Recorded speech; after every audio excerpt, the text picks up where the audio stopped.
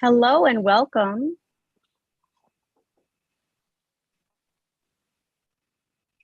I'm Allison Jones-Turner with Source Booksellers in Detroit, Michigan, and we have a special women's history story time for you today. And this book, you're going to love every word and every picture. It's called Stitch by Stitch. Elizabeth Hobbs Keckley sews her way to freedom. And the author is Mrs. Connie Scofield Morrison.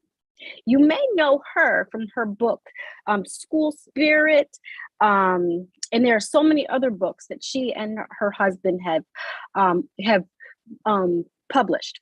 But this one in particular is special with her as the featured author.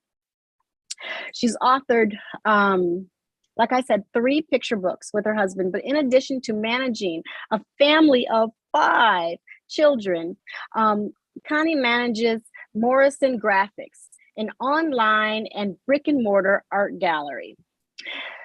Stitch by Stitch is her first book for Holiday House, and we want to thank Holiday House for this opportunity. Connie and her family, they live in Atlanta, Georgia. So that's why we're so happy to host this Zoom, Detroit to Atlanta, and wherever Miss Elizabeth is right now. This is the same distance. So we're going to speak of the illustrator. You may know her from Bedtime for Sweet Creatures, and you may know Off to See the Sea. These are Nikki Grimes books, but they're illustrated by Elizabeth Zonin. She was born in Albany, New York, and raised in West Africa.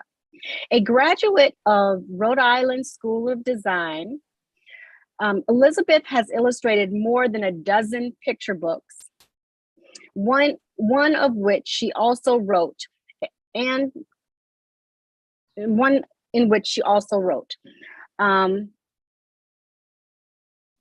She enjoys painting, beading, sewing, and collage, and you will see all of this in this book. Stitch by Stitch is the first picture book also for her at Holiday House, and she's zooming in from Albany, New York.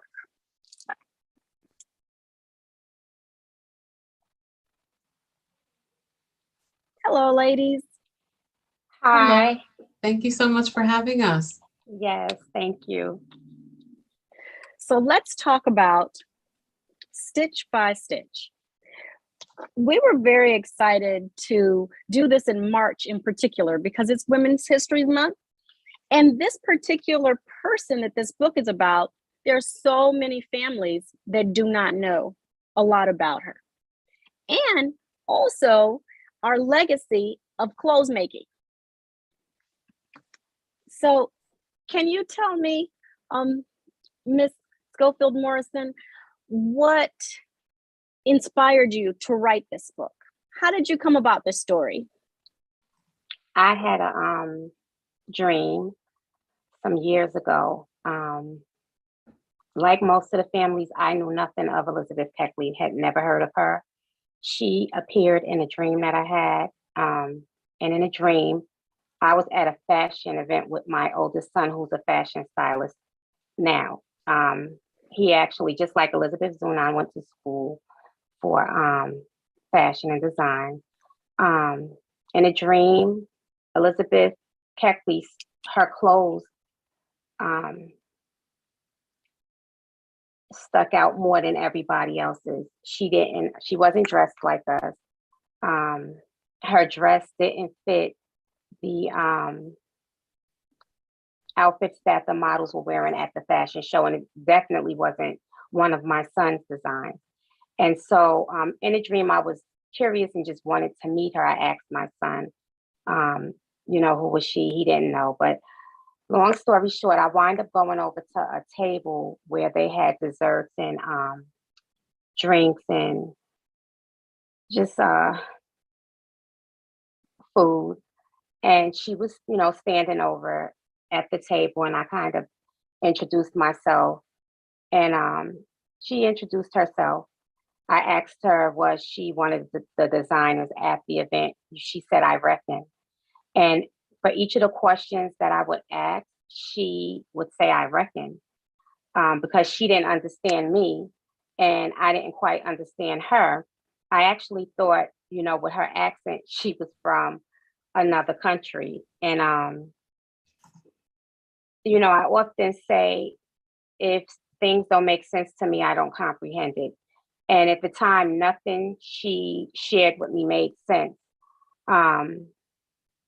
She told me she was a slave who purchased her and her son's freedom. She was best friends with the president's wife, Mary Todd Lincoln. She wrote her own book, and she was a fashion stylist before my son, his existence. And I, in a dream, I'm like, okay, was a slave. How did she purchase her freedom? I've never heard of her. She also told me, some of her other friends, which Frederick Douglass was one of her close friends. And he was a confidant to her. And that really didn't make sense to me because I knew of Frederick Douglass, but never heard of Frederick and Elizabeth Keckley.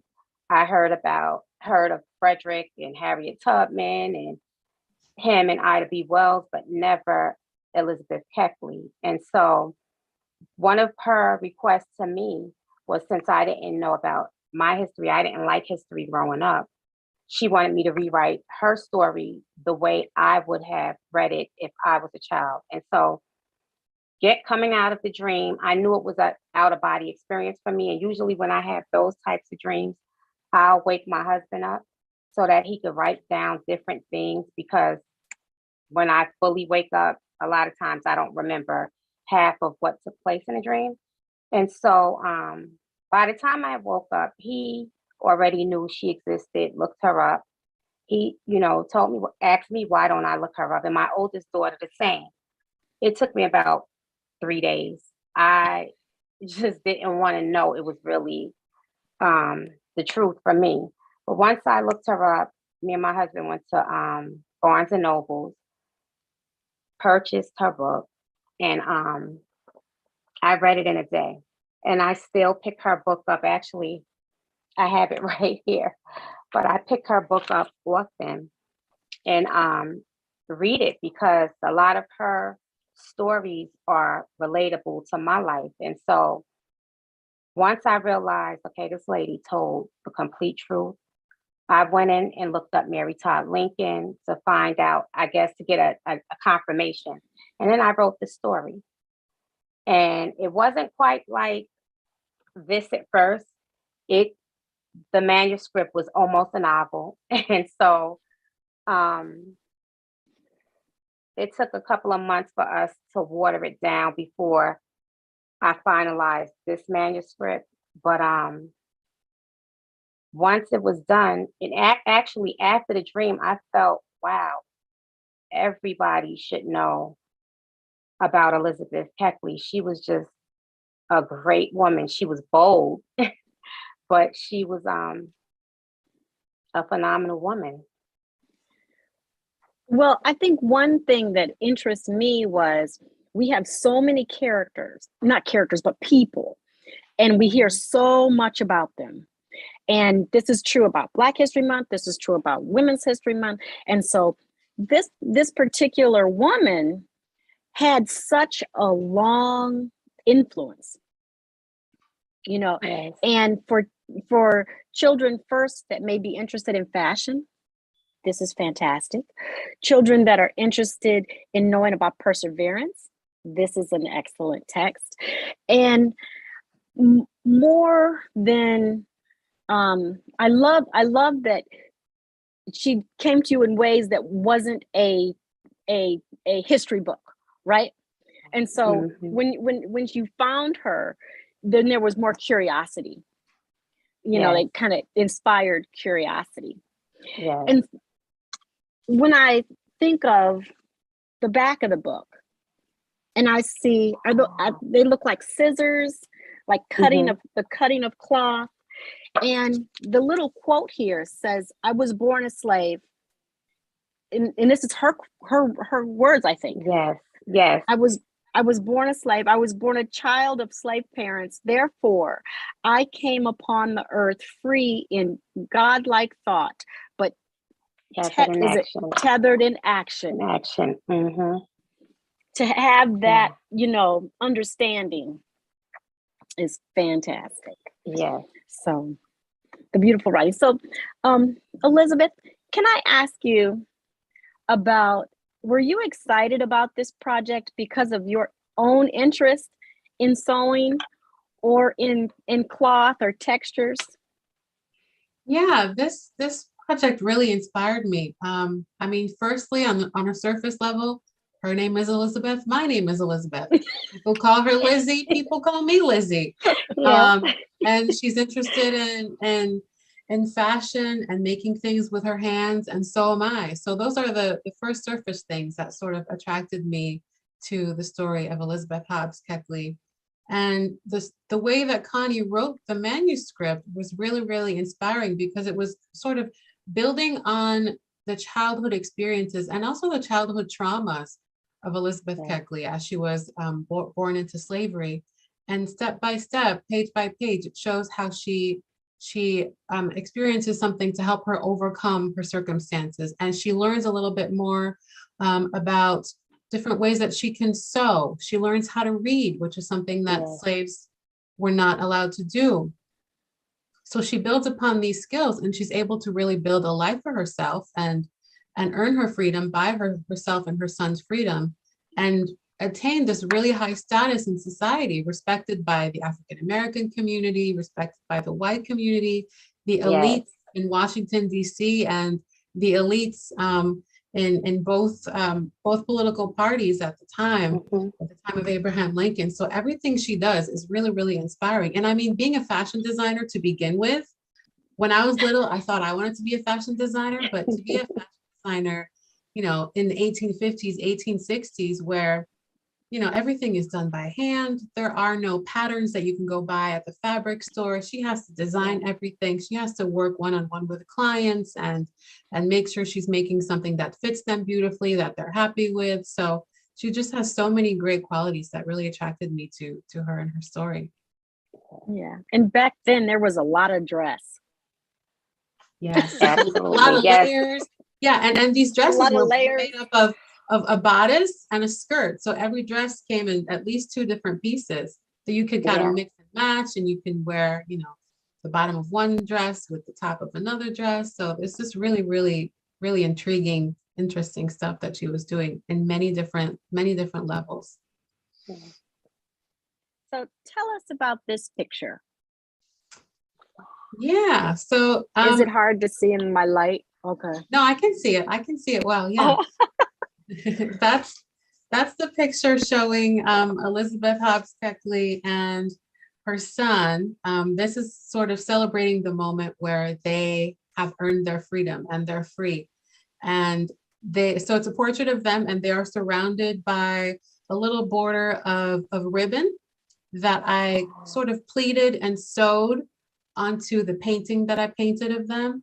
So it's kind of showing their new status in life as free persons, but also how they got there with the sewing of the fabric, the sewing of the ribbon that earned them enough money to buy their freedom. Awesome. Well, what I'm going to do is I'm going to join the audience, and I think you two are going to talk about the book a little bit, do a little reading, do a little art piece. All right. Yes. So I'm going to read a couple of pages from the book, and what I will do so that when it's me reading my words versus Elizabeth, I will add a little Southern flair to my voice like this. So that's when it's Elizabeth Hobbs Keckley speaking. So here goes. Stitch by stitch, Elizabeth Hobbs Keckley sews her way to freedom. Elizabeth Hobbs Keckley was born in February 1818. She wrote in her autobiography, "My life has been an eventful one.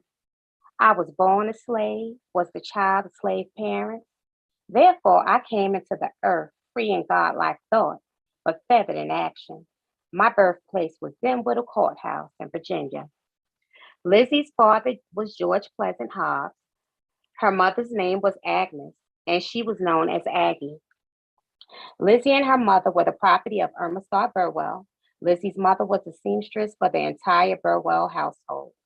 Though the law forbade enslaved persons to be educated, Aggie knew how to read and write. Lizzie also learned how to read and write, and she learned how to sew, stitch by stitch. Lizzie remembered being put to work at the age of 4. She was taking care of the Burwell baby when the baby fell out of her cradle. Lizzie was severely beaten. Later, Lizzie, like her mother, became a seamstress. My mother was kind and forbearing. And as mother had so much work to do in making clothes, etc. for the family, besides the slaves, I determined to render all the assistance in my power. Lizzie helped her mother stitch by stitch. At about the age of 7, Lizzie witnessed the auction of an enslaved child, Little Joe, the cook's son. Master had just purchased his hogs for the winter, for which he was unable to pay in full. Little Joe came in with a bright face, was placed on the scales, and was sold just like the hogs at so much per pound. His mother was whipped for grieving for her lost boy. Burwell never liked to see one of his slaves wear a sorrowful face, and those who offended in this particular way was always punished. At last, the sunny face of the slaves is not always the indication of the sunshine in their hearts. And I'll read one more page. Though Lizzie worked hard, she came under much criticism from Burwell. I grew strong and healthy, and notwithstanding, I knit socks and attended to various kinds of work. I was repeatedly told, when even 14 years old, that I would never be worth my salt. Lizzie knitted socks, stitch by stitch.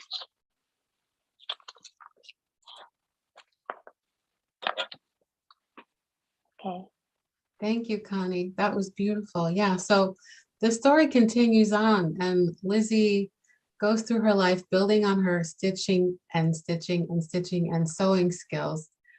So it's really how she manipulated thread and fabric. Those are the things that really inspired my illustrations. Usually I paint the portraits in the books with oil paint, and then I use cut paper collage, pieces of paper cut into the shapes of the dresses or the houses in the background, or maybe a tree or a table in the illustration. But this time I thought, since fabric and sewing are so important to her life, I really want to try to use fabric and sewing in the illustrations.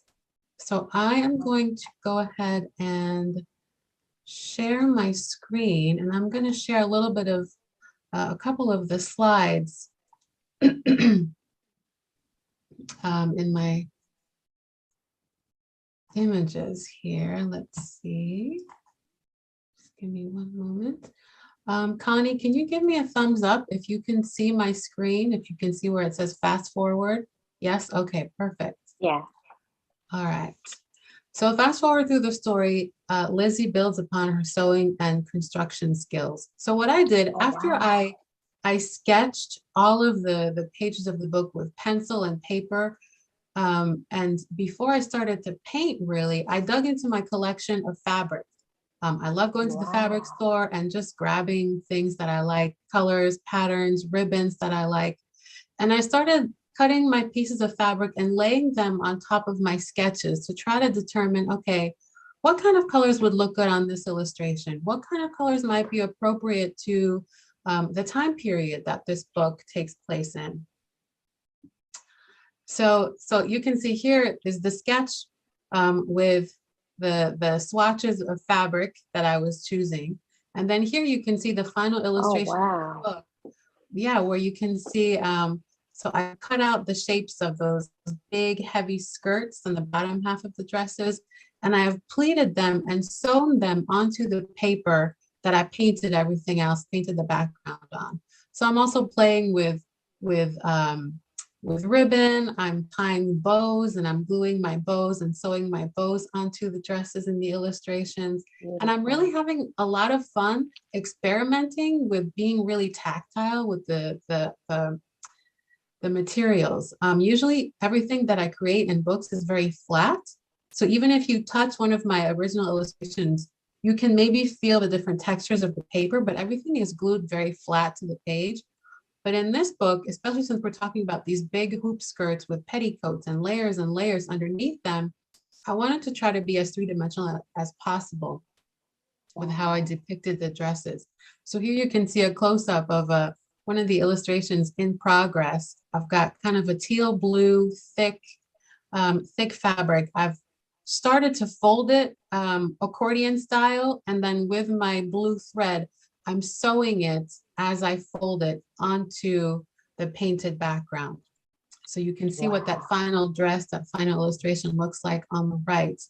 And Holiday House did a really great job of scanning and photographing my illustration so that you can really see the three-dimensionality of the fabric, and it doesn't look totally flat. You can see another close-up here. Just folding and playing with fabric and trying to pleat it and glue it and sew it onto the background so that it looks realistic. Wow. And here's that final piece there, adding all the layers, adding some lace, adding some stitching, adding the other ladies' dresses in the background are actually flat pieces of paper. They are not pieces of fabric that I folded and sewed like that teal blue dress. And another thing I had a lot of fun was just playing with ribbon, folding my ribbon back and forth, sort of accordion style, trying to make sort of decorative picture frames around some of the portraits in the book. So I'm just combining a lot of different fun things from the fabric store and from the art supply store to try to show the depth of the skill that Elizabeth had and how she was using all of these materials and all of these layers to really build these beautiful one-of-a-kind creations, but also like build a position for herself in society. I was also inspired by quilting. I like to use squares, rectangles divided up into squares where you can see different pieces of her story sort of stitched together there. And then here, this is one of the most important illustrations in the book, I think. And from her words, from her autobiography, the day she's able to buy her and her son's freedom, she says, "Free by the laws of man and the smile of God." And I thought that was a really powerful statement, a powerful way to sort of signify that your life is going to change now. You've done everything that you can do, and God is smiling upon you, and this is your time to really change your life. Yeah. So I was really inspired by everything that she did and the great story that Connie wrote.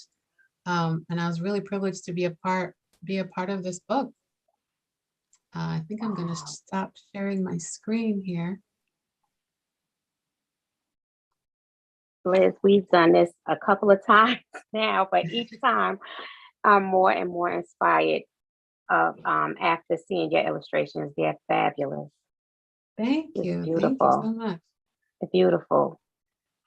Look, one day I'm coming to Albany and we're going to play dress up. Yes. Oh my gosh. Yes. After you make some real Elizabeth Hobbs Keckley style gowns, we'll play dress up. Yeah, I would. Yeah, I have a little bit of sewing skills. I did make my prom dress 20 years ago, but I used a pattern, and my mom probably did most of the work. But yeah, I love just playing with fashion and just seeing like what you can do. Just using fabric to begin with as a medium, I think is really fun. It's a nice departure from paper or paint or drawing. Wow. Okay, I wonder if there's any questions. Let me see.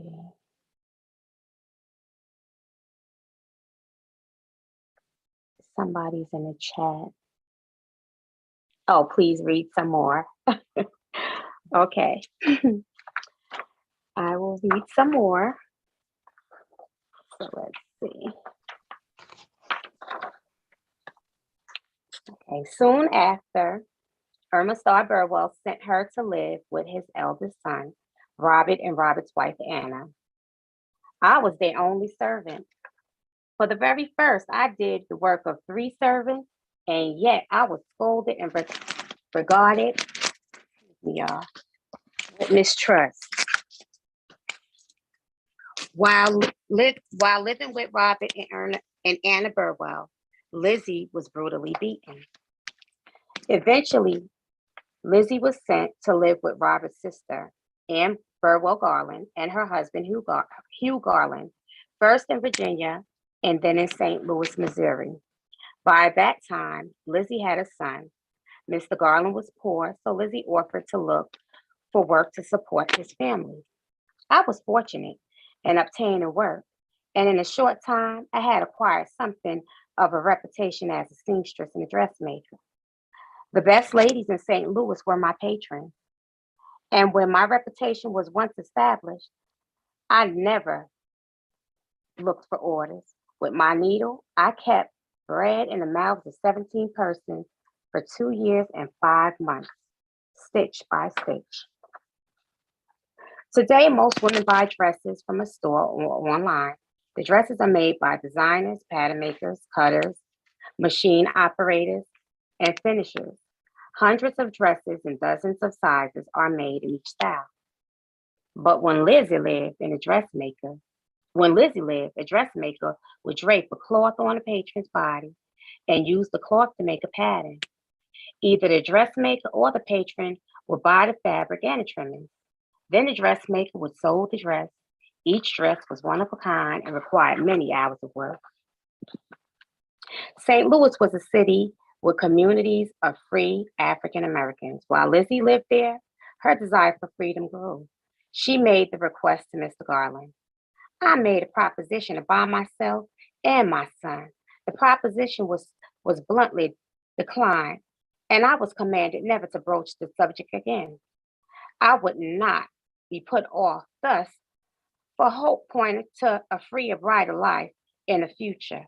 Why should my son be held in slavery? I often ask myself. Eventually, Mr. Garland was in much debt, relented, and said he would take $1,200 for Lizzie and her son. I'm going to stop right there.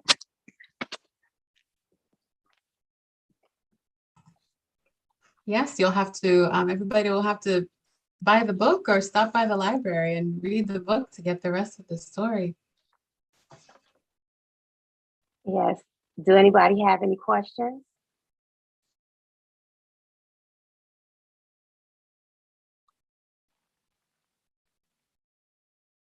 Okay, let me see. I don't see any questions right now, but I have a question.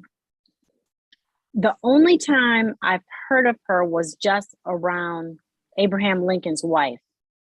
But didn't she also encounter Jefferson Davis? Jefferson Davis, his wife actually needed a dress for a party that they were having. And actually, after meeting him and sizing his wife and, buying the fabric and trimmings, making a dress, she actually was introduced to a lot of the elite women in the political industry at the time. And so making a dress for his wife helped in building her career. Is that how she got to know the Lincolns? Yes, that was one of the avenues for her to meet Mary Todd Lincoln. Wow. Yeah. Amazing. Just the time frame, is really amazing. Yes. So yes. Elizabeth, Go ahead. No. Mm-mm. No, I was getting ready to say, Frederick Douglass was someone that she met during that time as well. And she actually knew him for a little while before meeting Mary Todd, but he was the influence to her actually writing this book and having it published. And she had it published through another mutual friend because she thought it would help clear Mary Todd Lincoln's name. And her, it was a lot of rumors going on about her after her husband's death. And so Elizabeth felt if she had this book published and released to the world, this would clear Mary Todd's name, but it actually made the situation worse.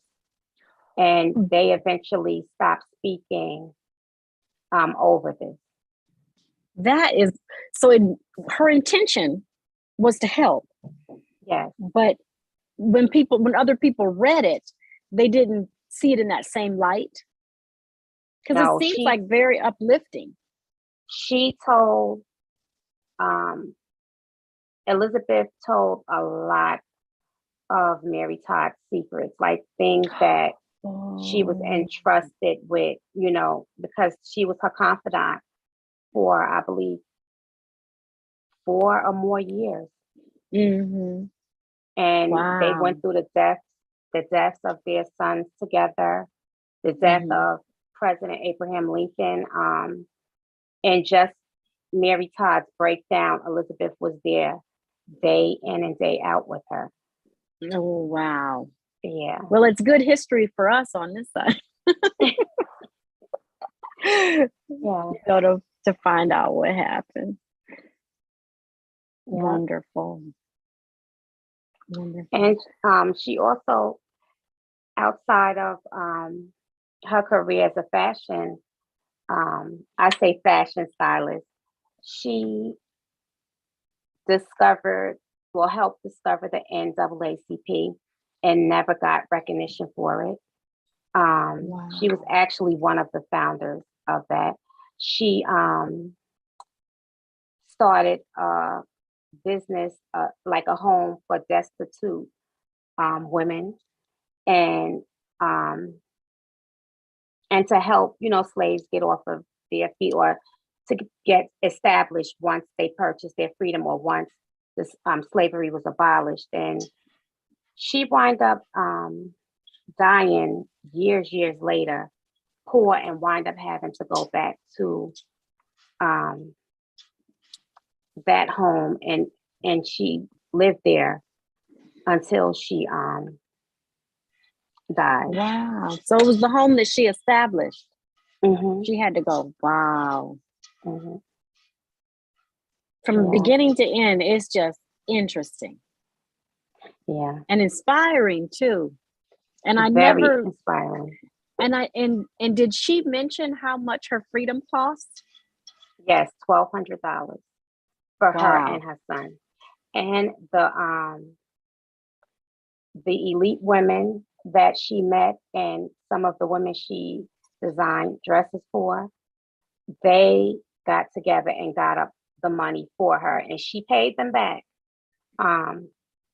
But she couldn't manage to keep, even though she made money, she supported the whole Burwell household and the slaves. Wow. And so she could never save anything. So they helped her get the money up to purchase her freedom. Wow. That's fantastic. Well, Elizabeth, do you have a favorite picture? Do you have a favorite illustration? That's a good question. I think my favorite illustration is probably towards the end of the book, where Elizabeth is meeting Mr. Lincoln and presenting the dress that she created for Mrs. Lincoln. She uses this pink, it's called pink rose moire fabric. And if you look closely at the illustration, it's a bright pink color, but it has kind of like a wavy, stripy pattern in it. So I had a lot of fun trying to find that fabric in the real world and see if I could use it in the illustration. But I feel like this is the page where her life really changes, and she really impresses the First Lady and the president. And it's sort of from this point that they become very close and they become each other's confidant. But I feel like okay. this dress is the thing that was the ticket for her. So Yes, that's why I love this illustration. Yeah. Also, that picture has a mirror in it. yes, Yes. beautiful. Yes. That is not Beautiful. easy. I mean, I don't know how to draw. Let's see. How did I? You know what? I took a photocopy of this part of the illustration, and then I scanned it into my computer and flipped it, and then printed it out. So this is just basically a reverse image of this Oh, image, wow. printed on paper and then glued onto the background. So yeah, there's That's fantastic. Wow. a lot of Yes, tweaking and finagling in the illustrations. Yeah. But that one was fun to do. And it's a happy page. There's a lot of pages, a lot of chapters in her life that are very much not happy. And this is when yeah, she's able to be really proud of her skills. And I feel like as women, even today, we're not always able to fully express our confidence in the skills that we have and where these skills have brought us in life. And I feel like this page really embodies, the way that I want to be as a woman, as a creative professional, really be proud and stand straight with a smile and present my work. And I feel like she really does that. yes. It's beautiful. So, Mrs. Scofield Morrison, what is your favorite part of the book? Oh my gosh. My favorite part is actually when Miss Bourgeois comes to her house and informs her that the elite women were going to raise the sum of money that she needed. And just to see this is a slave in a plantation home, and the women that are raising the money for her, they wasn't slaves, and they wasn't Black. Mm-hmm. They were Caucasian women, probably even women from because bourgeois is a French name, so I take it from other countries Mm-hmm. that raised this money for her. So that was my favorite part of the book. Awesome. And that's sort of where the story goes from kind of, a difficult story to a more inspiring and progressive story. Well, thank you. I don't see any questions in the chat, Okay. but I hope you don't mind my questions. No. No. So I want to thank you again for joining us for Stitch by Stitch. This is a fantastic women's history story, and for Women's History Month, it's so fitting. But we're gonna have it on our shelf all year. We're definitely gonna be have it on our shelf, just like the I Got Rhythm book. I mean, there's no season, that it doesn't fit in the young reader's hands. And so I'm glad, Elizabeth, that you reminded everybody to go to the library. Definitely, this should be if it isn't already, in the Detroit Public Library, and for everyone to go and pick up. And we have it in our store and online at sourcebooksellers.com. And I want to also thank Holiday House for saying, I have this author illustrator, and then my eyes were just like this big, because I was like, what? Scofield Morrison? I know. And so, and of course, we sell the Nikki Grimes books. So I was like, whoo, and Elizabeth. So I think we have a comment in the chat. Kim Johnson wants to say, thank you all for a great program. I can't wait to send the book to my nieces. Wow. So it's already going to be gifted. And Sharon O'Hare Bruce says, thank you so much for this beautiful story. And it is really a That's so beautiful, inspiring story. Everyone should know it. Every person, every child and adult that wants to be in fashion needs to Yeah. know these type of stories. That the sewing machine is not where it started. No, You know, all of no, those clothes had to be made, you know, somehow. So yeah. definitely. Well, any Well, thank you a for having last us. a last word? Thank you, Elizabeth. Yes, thank you for having us. Yeah, I just want to say thank you as well. It was great to share with everyone. Yes. Oh, also Sharon O'Hare Bruce says it's an inspiration to artists too. If you don't know her in person, she's also an artist. Wow. I'll An look artist. her up. So. Thank you. Thank you so much. And just a reminder, everyone, this Stitch by Stitch, Elizabeth Hobbs Keckley sews her way to freedom, is available with us or at the library. Thank you. Thank Thank you. you. Bye-bye. Have a wonderful Bye-bye. evening. You too. Bye. You too.